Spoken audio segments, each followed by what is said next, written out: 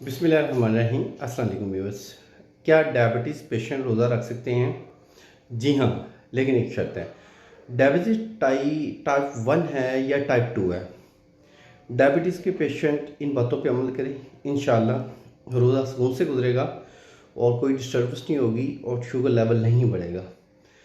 सहरी में ऐसे हजरात को चाहिए जो डायबिटीज़ पेशेंट हैं, उनको कम से कम 10 ग्राम मक्खन, फ्रेश मक्खन मिल जाए, फ्रेश बटर मिल जाए तो ज़्यादा बेटर है।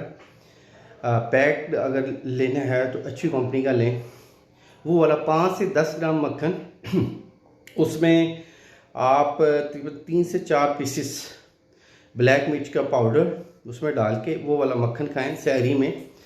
उससे इंशाल्लाह पूरा दिन हशाश पिशाश गुजरेगा और प्यास नहीं लगेगी, क्योंकि डायबिटीज़ के जितने भी पेशेंट हैं उनको प्यास का मसला होता है, प्यास ज़्यादा लगती है।